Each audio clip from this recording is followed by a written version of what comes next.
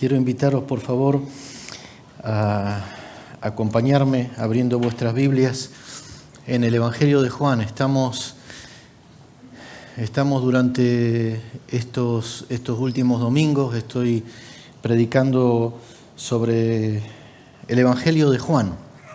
El Evangelio de Juan es un evangelio atípico, es un evangelio diferente del resto de los evangelios. Mateo, Marcos y Lucas se conocen como los evangelios sinópticos. Evangelios sinópticos porque abordan y narran el ministerio del Señor Jesús desde la misma óptica, desde una misma óptica. Muy probablemente Marcos fue el evangelista, el primero, el más antiguo, y tanto Mateo como Lucas bebieron de esa fuente y enriquecieron con la revelación del Señor, la inspiración. Y decíamos estos días de atrás que el Evangelio de Juan es un evangelio muy particular porque es un evangelio muy entrañable. Hay cosas que nosotros encontramos en el Evangelio de Juan que son únicas. Se presenta a Jesús y en el primer capítulo el niño muere. Se lo presenta de esta forma: he aquí el Cordero de Dios que quita el pecado del mundo. En estos días estamos próximos a recordar la Navidad, el nacimiento de Jesús, y el Evangelio de Juan nos hace una presentación de Jesús diferente que el resto de los evangelios. Habla Juan de sí mismo en tercera persona. Hay una serie de características muy interesantes. El énfasis en creer en Jesús, en conocer íntimamente a Jesús. Y Juan estructura todo su libro a partir de una serie de señales que de alguna forma nos están señalizando a Jesús. ¿Cómo señaliza Juan a Jesús? Y recordáis, hablamos el primer domingo de la primer señal. ¿La primer señal cuál fue? ¿Cuál fue? Las bodas de Caná, la conversión del agua en vino. Y decíamos que Jesús es el único capaz de dar de verdadera vida a nuestra vida. No es suficiente estar vivo. Hay gente que está viva pero no tiene vida. Jesús es el único que puede llenar de verdadera vida, de fiesta, de vino del cielo, de vino del bueno, de la alegría genuina, nuestras vidas. Jesús es el que hace mucho más de lo que es de obligado cumplimiento. No estuvo solo, no se limitó a estar en esa celebración, sino que hizo mucho más. Jesús actúa por gracia. Decíamos también en tercer lugar, el primer día, que Jesús es digno de obediencia. María, los criados obedecieron a Jesús. Y vale la pena obedecer a Jesús. Vale la pena obedecer a Jesús. Porque cuando obedecemos a Jesús, el agua de nuestra naturalidad, de nuestros ritos, de nuestras costumbres, es transformada por algo sobrenatural, en algo sobrenatural. Y decíamos en cuarto lugar el primer día que Jesús quiere manifestar su gloria y su gracia. Termina ese pasaje diciendo que y los discípulos vieron su gloria y creyeron en Él. Y creo que Dios quiere día a día manifestar su gloria a nuestras vidas, de una manera natural, de una manera cercana. El segundo domingo estuvimos hablando de la segunda señal, que también ocurre en el mismo lugar, en Caná de Galilea. ¿Cuál fue la segunda señal que narra el evangelista? ¿Cuál fue? ¿Cuántos lo recuerdan? Nadie vino preparado aquí para el examen. La segunda señal es la sanidad del hijo de un noble. Y hablábamos en esa segunda señal, hablábamos que hay una serie de lecciones, de enseñanzas prácticas preciosas que podemos extraer de la Escritura. En esta segunda señal vemos que Jesús no discrimina a nadie. Jesús sana al hijo de probablemente un alto cargo militar romano. En este contexto, en el contexto judío, en el contexto de un pueblo oprimido y dominado por el imperio romano en aquella época, esto era algo paradójico, era algo extraño. Y Jesús sana a ese hombre. al hijo de ese hombre que estaba en esa necesidad, porque Jesús no discrimina por razón de género, de raza, de estatus social, de edad. Jesús se acerca a nosotros y nos bendice. Decíamos también que este milagro de Jesús pone en descubierto nuestras falsas seguridades. Porque ¿qué es lo normal? ¿Que los padres cuiden de los hijos o que los hijos cuiden de los padres cuando ya son mayores? Lo normal es que los hijos entierren a los padres y sin embargo ese niño estaba a punto de morir. Lo normal es que aquellos en nuestros esquemas de pensamiento, lo normal es que quienes tienen recursos, estatus social y la vida resuelta, entre comillas, no tengan mayores problemas. Pero sin embargo, ante Jesús, nuestras seguridades se demuestran lo que son falsas seguridades. Y queda en descubierto esta situación. Decíamos también ese primer día que Jesús cambia y transforma nuestras imposibilidades, nuestros quebrantos en oportunidades para manifestar su gloria. Porque de esa manera toda la casa, este mismo romano y todos ellos vieron la gloria del Señor. Y decíamos también en cuarto lugar, en esta segunda señal, que ante Jesús es tan válida su palabra como su presencia. Tiene tanto valor. El hombre le pedía, ven a mi casa, y Jesús le dijo, vete, y envió su palabra y fue sano. Y al día siguiente él constató que en esa misma hora que Jesús había enviado su palabra, había sido sanado. Qué bueno es saber que nosotros hoy aquí no estamos en desventaja respecto de ninguno de aquellos seres humanos que compartieron el tiempo geográfico cuando Jesús caminó en la tierra. Porque la palabra de Jesús es igual a su presencia y su poder. Y cuando Dios envía su palabra sobre nuestras vidas, hermano, ten por cierto que el Señor está allí. Amén. Capítulo 5. Juan capítulo 5, versículos 1 al 18. Vamos a leer. Dice, después de estas cosas, había una fiesta de los judíos y subió Jesús a Jerusalén. Y hay en Jerusalén, cerca de la puerta de las ovejas, un estanque llamado en hebreo Betesda, el cual tiene 5 pórticos.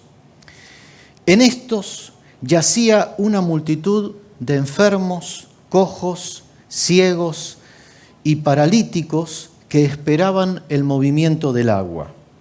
Porque un ángel descendía de tiempo en tiempo al estanque y agitaba el agua, y el primero que descendía al estanque después del movimiento del agua quedaba sano de cualquier enfermedad que tuviese. Y había allí un hombre que hacía 38 años que estaba enfermo. Como Jesús lo vio acostado y supo que llevaba mucho tiempo así, le dijo, ¿quieres ser sano? Señor, le respondió el enfermo, no tengo quien me meta en el estanque cuando se agita el agua, y entre tanto que yo voy, uno desciende antes que yo. Jesús le dijo, levántate, toma tu lecho y anda. Y al instante aquel hombre fue sanado y tomó su lecho y anduvo, y era día de reposo aquel día. Entonces los judíos dijeron a aquel que había sido sanado, es día de reposo, no es lícito llevar tu lecho. Él les respondió, el que me sanó, él mismo me dijo, toma tu lecho y anda. Entonces le preguntaron, ¿quién es el que te dijo, toma tu lecho y anda? Y el que había sido sanado no sabía quién fuese, porque Jesús se había apartado de la gente que estaba en aquel lugar. Después le halló Jesús en el templo y le dijo, mira, has sido sanado, no peques más para que no te venga alguna cosa peor. El hombre se fue y dio aviso a los judíos que Jesús era el que le había sanado. Y por esta causa los judíos perseguían a Jesús y procuraban matarle porque hacía estas cosas en el día de reposo. Y Jesús les respondió, mi Padre hasta ahora trabaja y yo trabajo. Por eso los judíos aún más procuraban matarle, porque no solo quebrantaba el día de reposo, sino que también decía que Dios era su propio Padre, haciéndose igual a Dios. Amén. Señor, queremos pedir en estos momentos que ante esta tercer señal que narra, que describe Juan, podamos tomar enseñanza, abrir nuestros corazones y recibir tu mensaje y tu palabra en nuestras vidas en esta hora. Señor, esta es nuestra oración. En Cristo Jesús te lo pedimos y te damos las gracias. Amén. Esta tercera señal que Jesús realiza es una señal que marca desde el punto de vista de lo que ocurrió en el ministerio de Jesús, según lo describe Juan. Esta señal marca un punto de inflexión, marca un antes y un después, porque tal como hemos estado diciendo anteriormente, si bien el ministerio de Jesús fue un ministerio que era percibido como escandaloso, como contradictorio, como rompedor de esquemas, de prejuicios, de preconceptos. Es decir, Jesús realiza su primer milagro en un lugar donde aparentemente no había ninguna necesidad trascendente, un casamiento allí en un pueblito periférico de la región de Galilea. Luego Jesús está transitando en los primeros capítulos de Juan entre el sur, Jerusalén, el templo, las festividades, y el norte, Galilea. Y en ese tránsito, incluso Juan se encarga de registrar en el capítulo 3 el encuentro de Jesús, que se aparta de la ruta normal y va a encontrarse con la mujer samaritana. Es decir, que el ministerio de Jesús era un ministerio polémico para los hombres de aquella época. Comienza con un milagro que aparentemente no tiene mayor relevancia, no sería el milagro que nosotros escogeríamos para hacer un lanzamiento público del ministerio del Hijo de Dios, comenzando su ministerio en la tierra. Continúa con un encuentro con una mujer de mala reputación.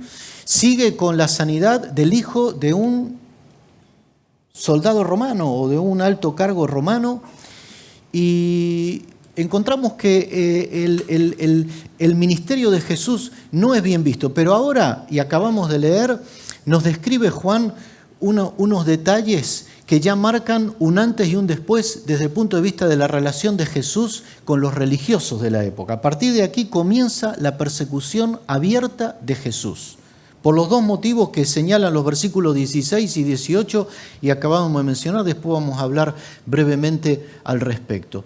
Pero este milagro, esta señal, es una señal muy interesante. Por esto, y también porque desde el punto de vista interpretativo, desde el punto de vista hermenéutico y desde el punto de vista incluso de la crítica literaria, es decir, de algunos detalles que encontramos en este pasaje, son un poco complejos. Cuando hablo de la crítica literaria, ¿cuántos de los que estáis aquí tenéis la Nueva Versión Internacional o la Palabra? ¿Estáis leyendo en vuestras Biblias? ¿Podéis levantar la mano? ¿La tenéis por allí? ¿Aparece el versículo 4 en vuestras Biblias? ¿No habéis reparado?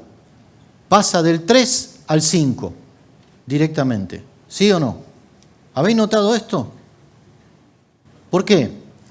Porque los manuscritos más antiguos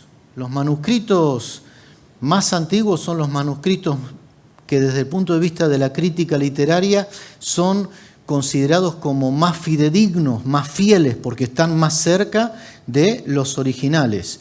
No registran, ninguno de ellos, este detalle que menciona el versículo 4 y que de alguna manera viene a aclarar lo que dice el versículo 7.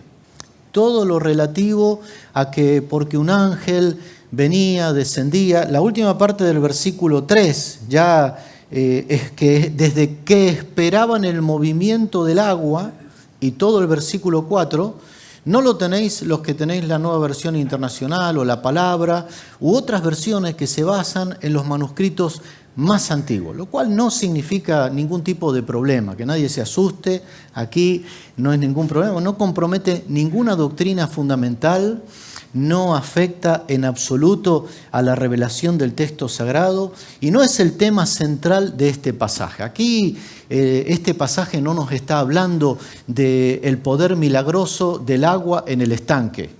Ese no es el objetivo de este pasaje, en absoluto. Nos está señalizando por tercera vez en la narrativa de Juan a Jesús, manifestando una señal para revelar su gloria. Entonces, estamos diciendo que este pasaje es un pasaje interesante. Es un pasaje interesante. No sé cómo lo veis vosotros. Es un pasaje que se estructura en 4 diálogos o 4 encuentros. Lo podemos encontrar de una manera muy clara. Versículos 1 al 4 es la introducción. Nos describe a dónde va Jesús y las condiciones del lugar al cual Jesús viene. Versículo 5 al versículo 9 nos describe el diálogo o el encuentro que tiene Jesús con el paralítico que estaba en el estanque allí esperando la sanidad, ¿no? Versículos 10 al versículo 13 nos describe el encuentro y la conversación que tiene el paralítico después de haber sido sanado con los religiosos. ¿Me seguís? Primer encuentro, primera conversación, Jesús con el paralítico. Segunda conversación, el paralítico ya sanado con los religiosos. Tercer conversación, la conversación que tiene Jesús ahora con el paralítico ya sanado en el templo. ¿Sí? Y cuarta conversación, cuarto encuentro, el encuentro y la conversación que mantiene Jesús con los religiosos con motivo de lo que había ocurrido con la sanidad. Y vamos, la palabra que quiero compartir, hermanos, con vosotros, tiene esta estructura. Así que hoy no se me puede perder nadie porque sabe que el mensaje tiene 4 puntos y cuáles son los 4 puntos. Yo quiero básicamente sacar algunas enseñanzas, algunas conclusiones para aplicar a nuestras vidas de cómo se nos muestra Jesús. Jesús es maravilloso. No hay nadie como el Señor. El Señor nos ha alcanzado, el Señor ha venido a nuestras circunstancias. El Señor es el Señor que se hace presente en medio de nuestras fragilidades, de nuestras ideas, de nuestros criterios, incluso yo diría hasta de nuestras supersticiones, de nuestras propias creencias. Y bajo mi punto de vista, y yo aquí estoy mojándome y me estoy mojando mucho, yo encuentro que en este pasaje y en todo este escenario que describe, yo siempre tuve conflicto con este pasaje. Este pasaje me pareció un pasaje extraño. ¿Qué es esto de un Dios que de pronto, a cuentagotas, se le ocurre de forma aleatoria, caprichosa? Ahí mientras hay un grupo de gente tendida en una situación de una angustia, de lamento, ¿cómo serían las noches? ¿Cómo serían las tardes, los días? ¿Usted te ha puesto a pensar en esto? Paralíticos, ciegos, cojos, esperando. ¿Qué Dios es el Dios que se encarga de tener a todos estos hombres en la raya de salida de la carrera para competir unos con los otros, viéndose y percibiéndose día tras día como enemigos, como competidores? ¿Sabéis lo que significa Betesda? Betesda significa casa de misericordia. Y a mí, como os dije recién, yo he tenido siempre cierto conflicto con este pasaje, porque esto, en lugar de parecer casa de misericordia, se parece más a un infierno en la tierra. ¿Cómo lo veis vosotros? Yo no quiero, cuando alguien predica y aborda un determinado pasaje, tiene una enorme responsabilidad, porque de alguna forma los predicadores es como que instalamos unas gafas de un determinado color en las mentes y en los corazones de los que escuchan la palabra, de alguna manera. Mi intención no es distorsionar, sino al contrario, traer luz. Pero yo siempre he tenido conflicto, porque el Dios que me revelan las Escrituras, el Dios que yo encuentro en las Escrituras, no es un Dios que actúa de esta manera, caprichosa, soltando una gracia de milagro de tanto en tanto, de forma aleatoria, colocando a los hombres en una postura de insolidaridad, de competencia, de rivalidad, de aislamiento. El Dios que me revelan las Escrituras no es este. Y no veo en ninguna otra parte de las Escrituras un Dios que me manifieste esta clase de Dios.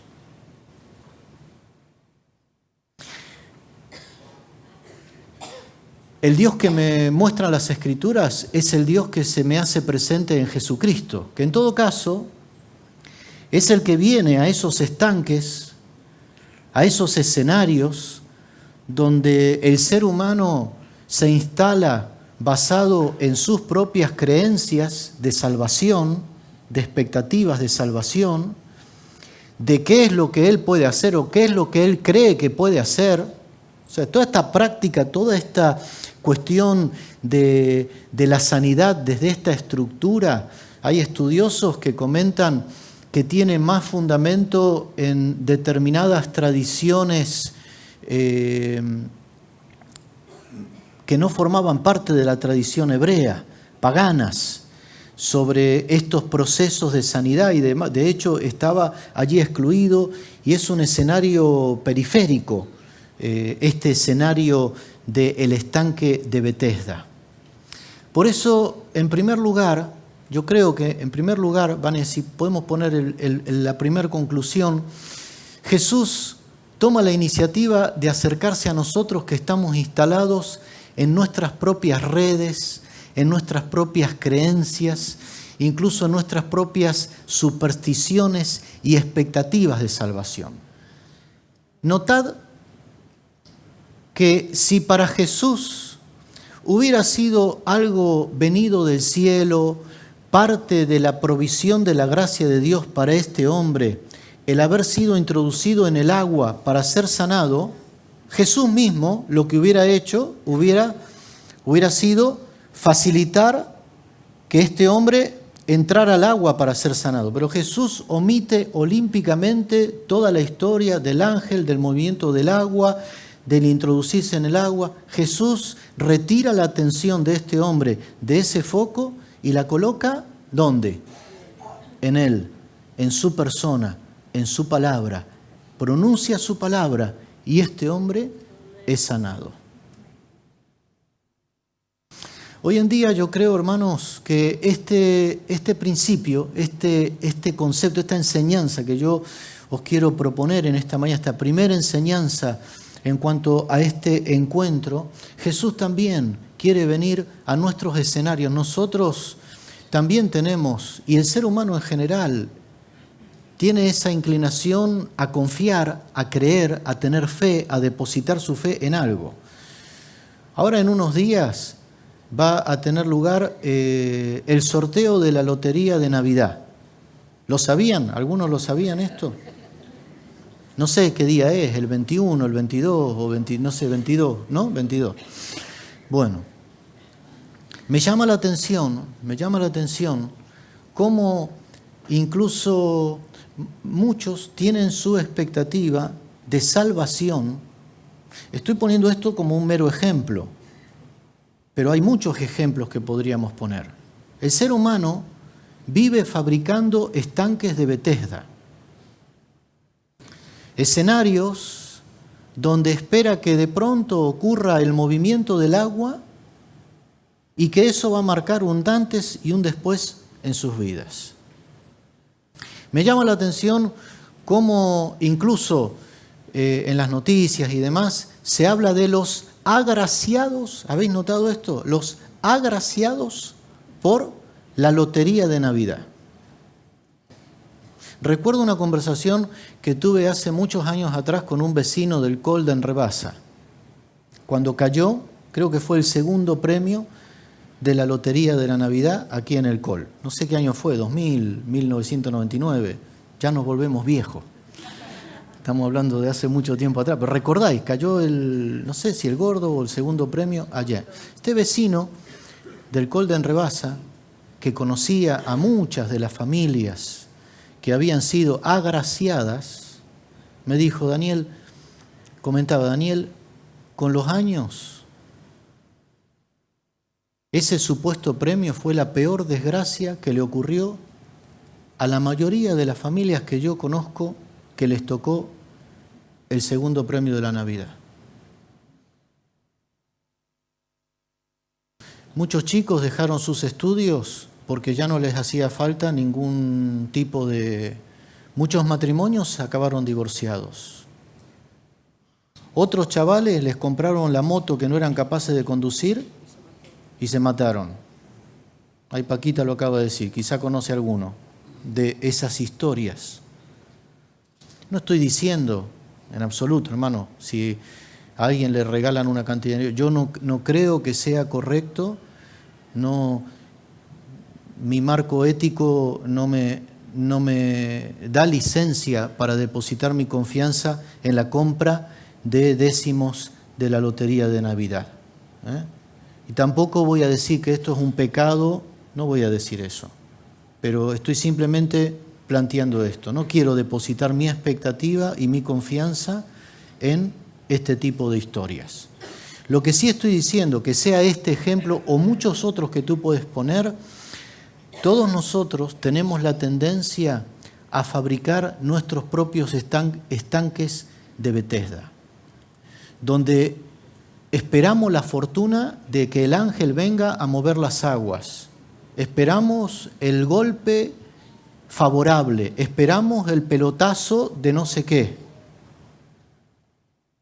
El Jesús que se me revela y que me manifiesta Juan en esta tercer señal es el Jesús que viene a encontrarme en medio de esa situación, de esas falsas creencias, y viene a confrontarme con mi verdadera realidad. Es interesantísimo, sería muy extenso que en esta mañana nos extendamos en todo lo que tiene que ver, pero permitidme solamente, vamos a ir acompañando la lectura. Jesús se acerca y Jesús es el que toma la iniciativa. Fíjate qué interesante, Jesús se acerca y toma la iniciativa. Este milagro es diferente porque la mayoría de los milagros que Jesús realiza son milagros que son el resultado de peticiones que determinados hombres le hacen a Jesús para ellos o a favor de otras personas. Pero en este milagro no. La conversión del agua en vino fue María que vino a decirles, mira, pasa esto. La sanidad del niño enfermo fue el padre que vino a pedirle a Jesús. Aquí no.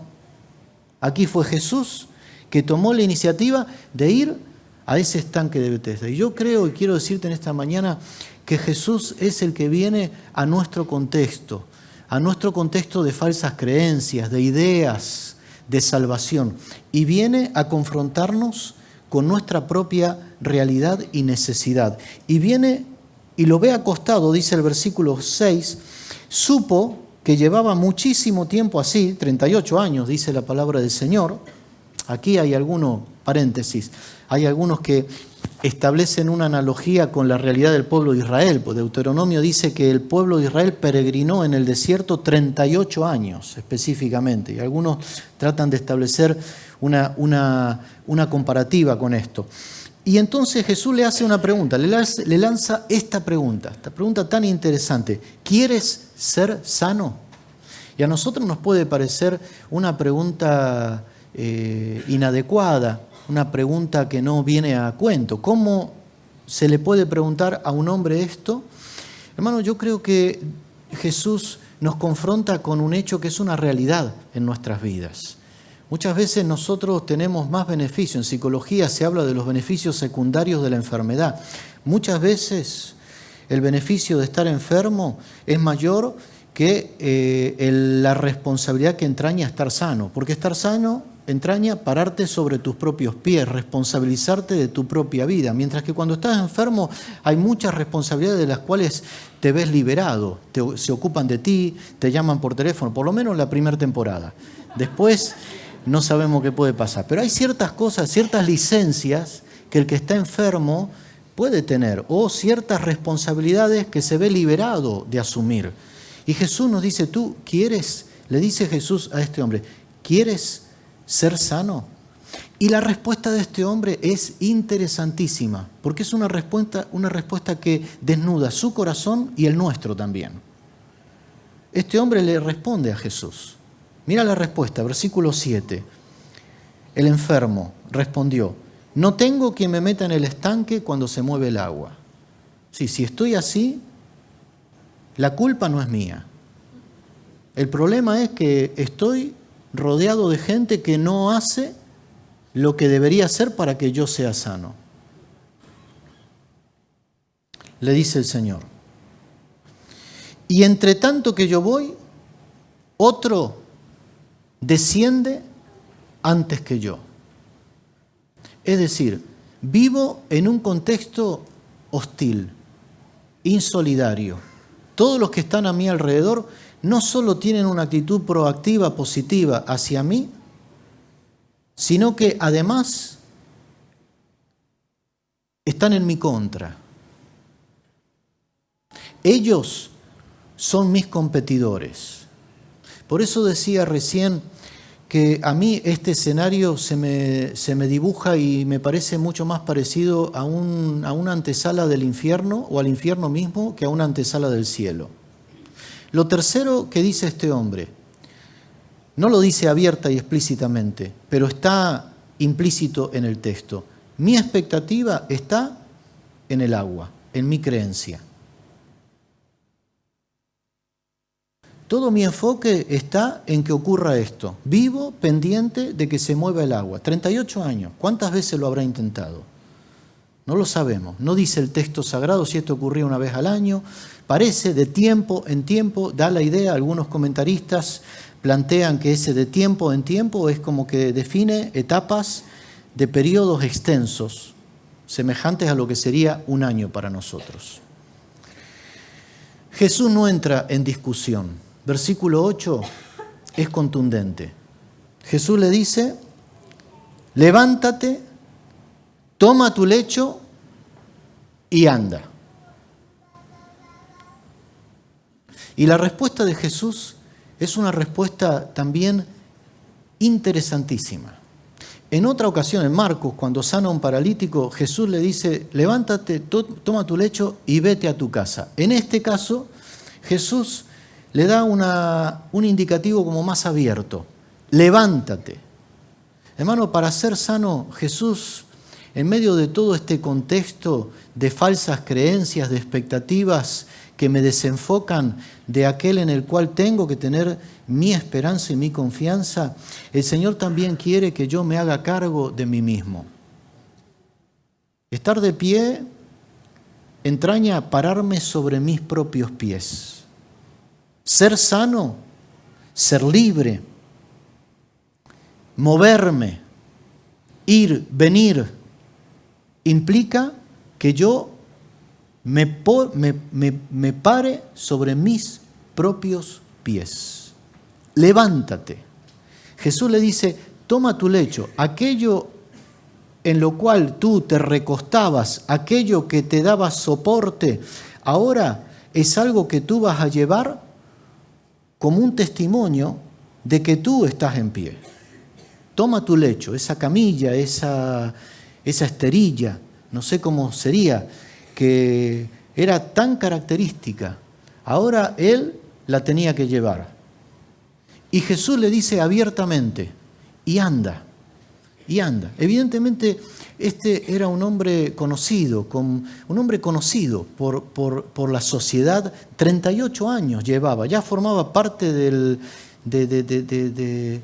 del escenario urbano, del mobiliario urbano. Hay lugares donde nosotros sabemos que vamos a determinado lugar y en aquel lugar está X persona. Este hombre era un hombre que estaba en esa condición. Y Jesús lo mueve de esa situación. Y lo promueve y lo lanza a que se ponga sobre sus propios pies, a que tome él ahora la camilla en la cual él estaba recostado y que ande. Y el versículo 9 nos dice de una manera muy interesante dos cosas. Y al instante, el hombre fue sanado.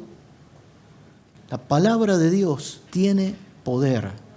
Cuando Dios te da su palabra, tómala, recíbela en tu corazón, abrázala, crea la palabra del Señor y camina en función de la palabra del Señor.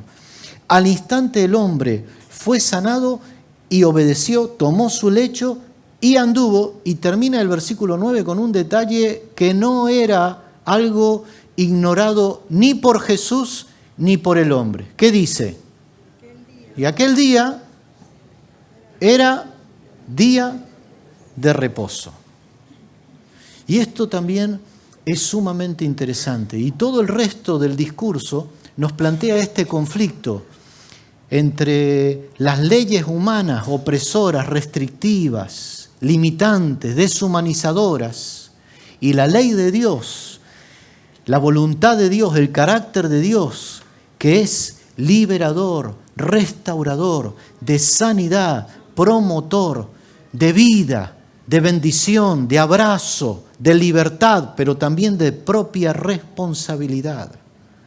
Y me gusta tanto todo este escenario que describe aquí la palabra del Señor.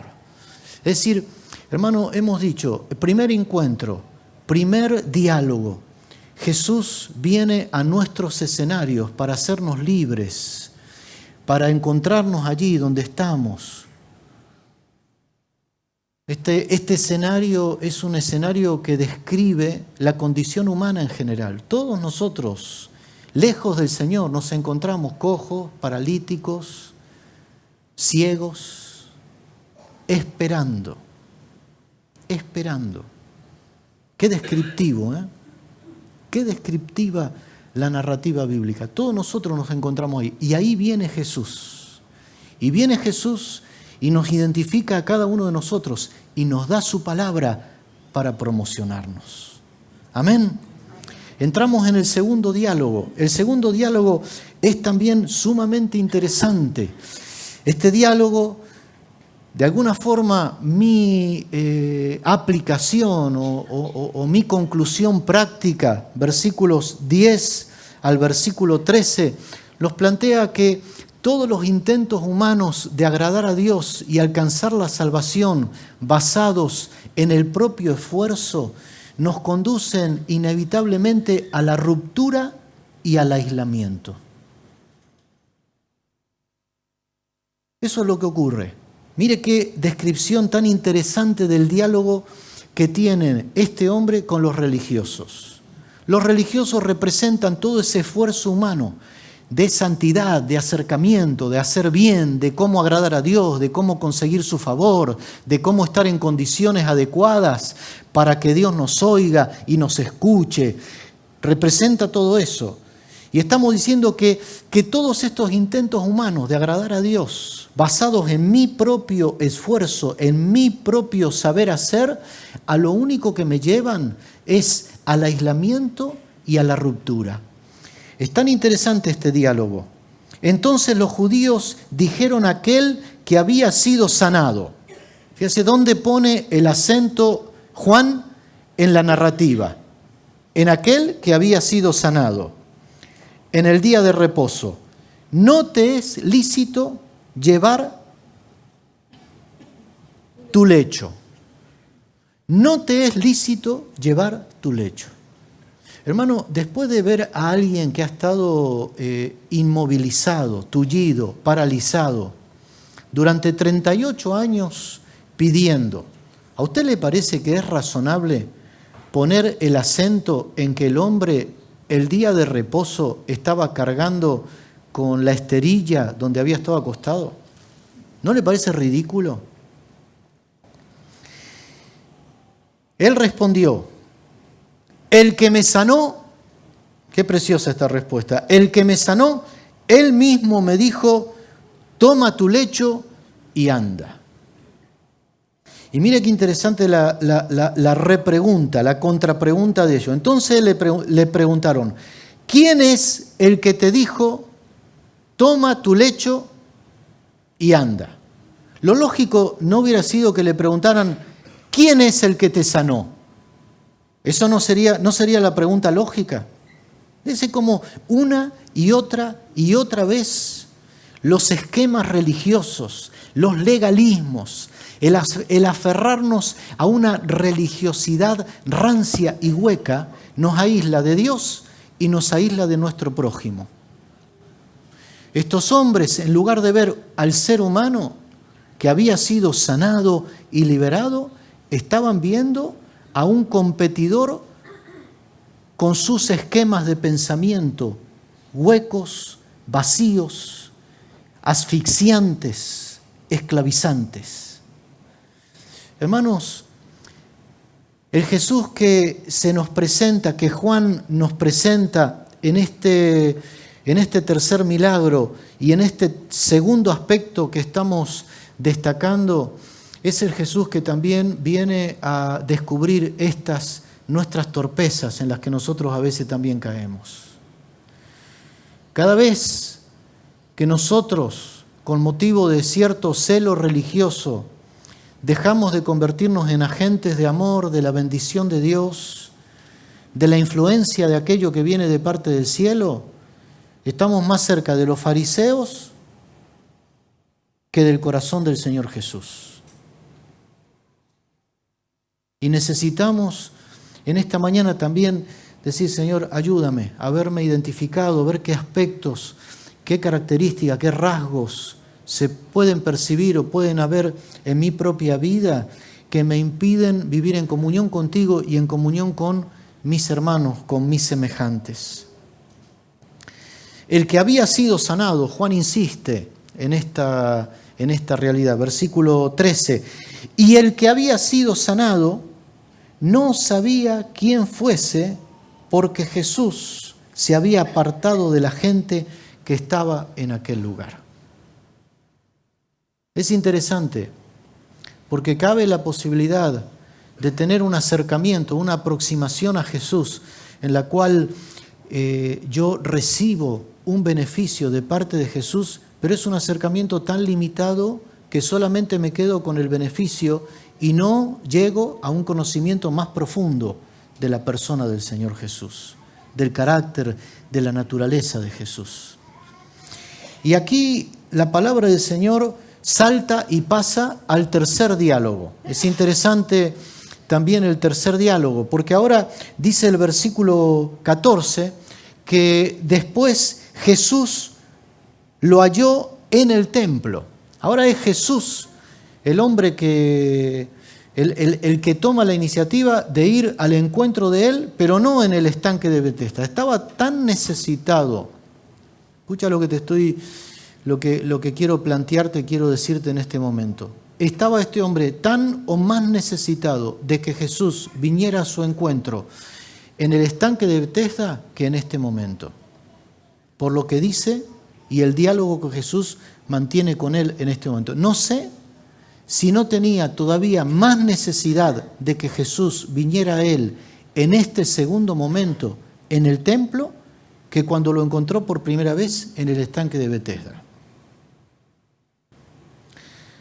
Muchas veces nuestro enfoque y nuestro acercamiento a Jesús está muy mediatizado, está muy condicionado, muy motivado por nuestras necesidades evidentes y aparentes, escandalosas y notables. Pero Jesús conoce no solo esas necesidades, la parálisis es evidente, 38 años tirado, esperando en esa expectativa, es evidente. Pero lo que hay dentro del corazón del ser humano, lo que subyace al corazón en el corazón del ser humano, solo el Señor lo conoce. Y el Señor nos conoce. Y el Señor nos ama. Y quiere venir no solo a nosotros cuando estamos ahí en el estanque de Betesda, sino cuando estamos en el templo y corremos el peligro de estar tan lejos como antes del lugar al cual Jesús nos quiere llevar, que es a su comunión, a una vida de transparencia, de intimidad, de cercanía, de libertad, de sanidad completa. De sanidad completa. Mira el diálogo tan interesante que Jesús mantiene en estos dos cortos versículos, 14 y 15. Después le halló Jesús en el templo. Quiero insistir en esto. Jesús es el que una vez más toma la iniciativa. Jesús lo halló en el templo, no es que se lo encontró por casualidad. Jesús vino a él intencionalmente, lo buscó y lo encontró en el templo. Y le dijo, mira, ¿quieren leer conmigo en voz alta? Le dijo, mira, has sido sanado, no peques más para que no te venga alguna cosa peor.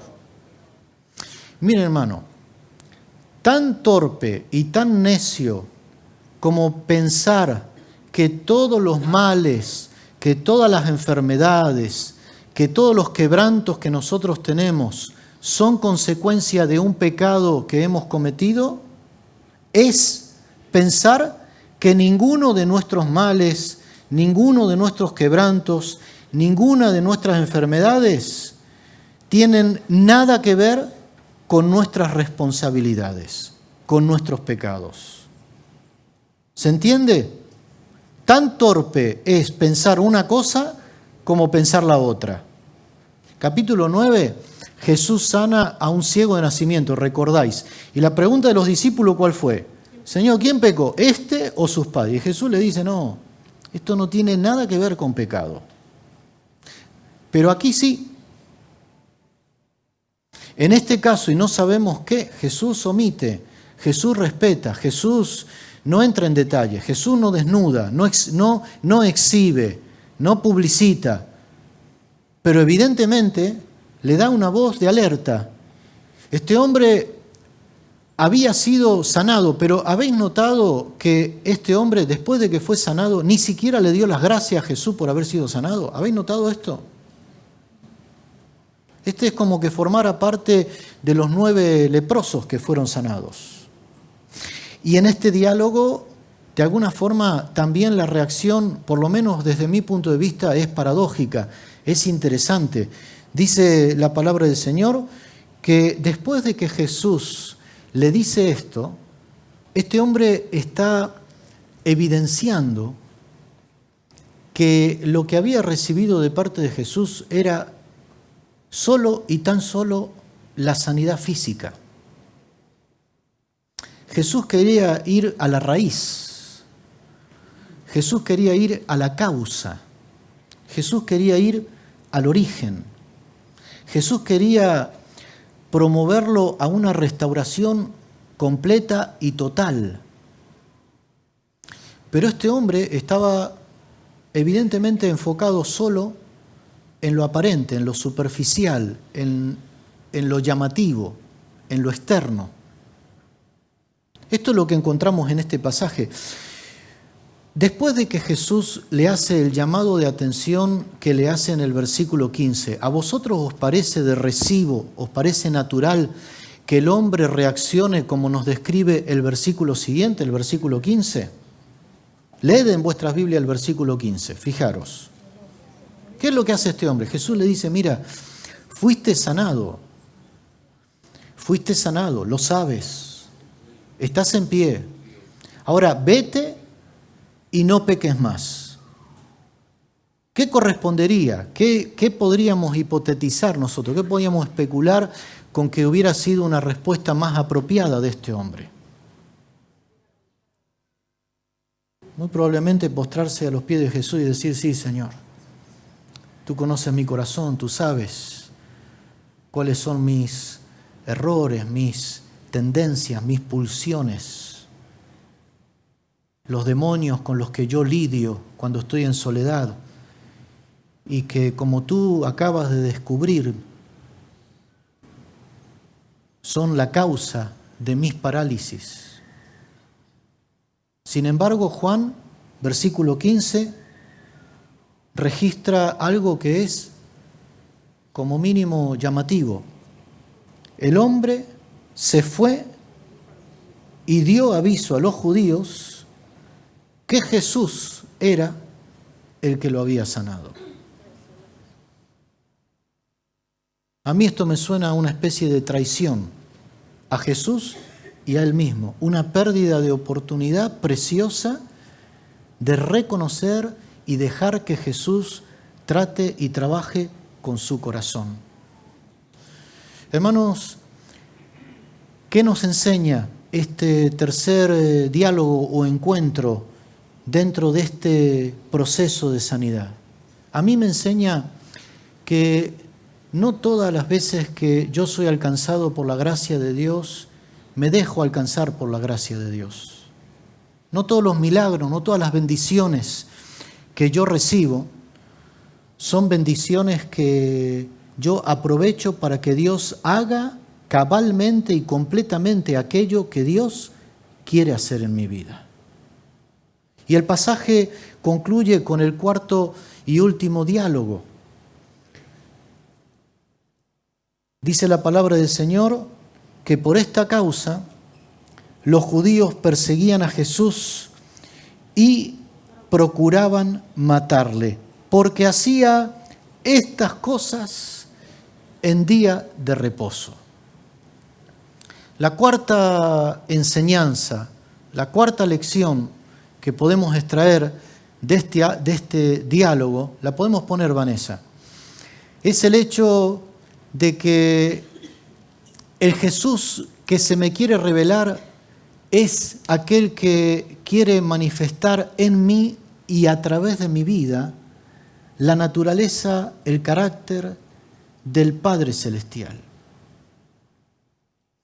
Este Jesús no estaba condicionado porque lo persiguieran o porque les molestara a los religiosos de la época que hiciera, como lo describe aquí Juan, estas cosas, como si fueran, no sé, como si fueran menudencia, estas cosas, ni más ni menos que la liberación, la sanidad, el encuentro de un hombre que estaba en ese contexto. Les molestaba esto y Jesús les responde y les dice algo que me parece tan bonito, tan precioso.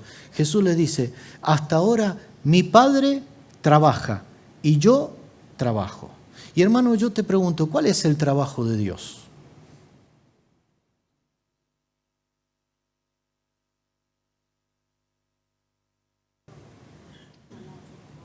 ¿Cuál es el trabajo de Dios?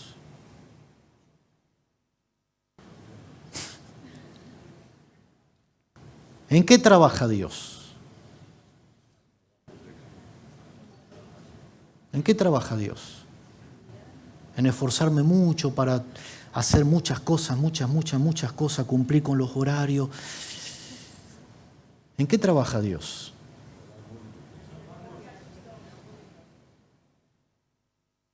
Estamos acá como una especie de grupo de hogar, ¿no? Nos quedamos así. ¿En qué trabaja? Hasta ahora, fíjate qué preciosa la identificación de Jesús con su Padre. Ellos, en primer lugar, estaban molestos porque hacía estas cosas en día de reposo. Sus esquemas estaban colapsados, estaban en entredicho, estaban en conflicto. Las religiosidades estaban incómodos, se estaban removiendo en la silla. Pero Jesús les contesta y da una vuelta de tuerca y dice: hasta ahora mi Padre trabaja y yo trabajo. Jesús está viviendo en la libertad preciosa de saber quién era Él, quién era su Padre y a qué se dedicaba su Padre y Él. Tan sencillo como esto. Hermano, si tú de esta mañana te vas de este lugar sabiendo esto, Ya está. Apaga y vámonos. Ya está. Si tú hoy de este lugar te vas sabiendo quién es tu Padre, quién eres tú y a qué os dedicáis ambos, solucionado todos los problemas. ¿Sí o no? En nosotros está el balón, en nuestro tejado. ¿Tú cómo estás en tu matrimonio, en tu trabajo, en tu familia? ¿Cómo estás parado? ¿Cómo estás situado? ¿A qué te dedicas? ¿Cuál es tu trabajo? ¿Defender posiciones? ¿Impresionar? ¿Asustar? ¿Coaccionar? ¿Chantajear? ¿Amenazar? ¿Conseguir? ¿A qué nos dedicamos? ¿A qué dedicamos nosotros día a día a día? Jesús les dice así: hasta ahora mi Padre trabaja y yo trabajo. Punto. Trabajo de Dios es el trabajo de amar, como bien habéis dicho por ahí, susurrando alguno. El trabajo de Dios es el trabajo de amar, el trabajo de liberar, el trabajo de comunicar vida, vida con mayúsculas, su vida, su carácter, su naturaleza. Este versículo, como dijimos hace un ratito, marcó un punto de inflexión en el ministerio que describe Juan de Jesús en la tierra. Por eso los judíos, versículo 18, estamos terminando, Rubencito. Por eso los judíos, aún más. ¿Puede decir, hermano, aún más? Mire, hermano, en cuanto usted se enfoque en lo que Dios quiere para su vida, hay cosas a nuestro alrededor que se van a complicar aún más. ¿Entiende? No pasa nada. Importante es saber quién es nuestro Padre, quién soy yo y qué estoy llamado a hacer. Mayor es el que está en nosotros que el que está en el mundo. El amor vence.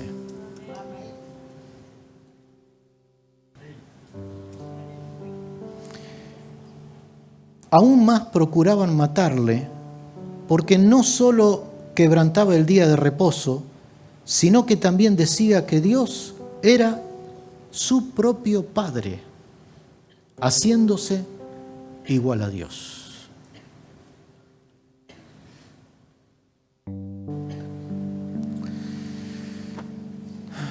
Nosotros estamos llamados a expresar la naturaleza de Dios. A expresar la naturaleza de Dios. No vivas esto como una demanda, como una exigencia. Vívelo como un llamado, como una invitación, como una oportunidad excelente a vivir en libertad. A ser libre de estas expectativas y creencias falsas de relacionarte con un Dios lejano, distante, que Él está allí, yo estoy aquí, necesitando hacer no sé qué clase de danza del fuego para movilizar los poderes. No, ya el poder de Dios se movilizó y vino a nuestro estanque y nos habló su palabra, pero viene también a nuestros templos, porque nos quiere sanar por dentro y nos quiere promover para que seamos mensajeros de su amor. Amén.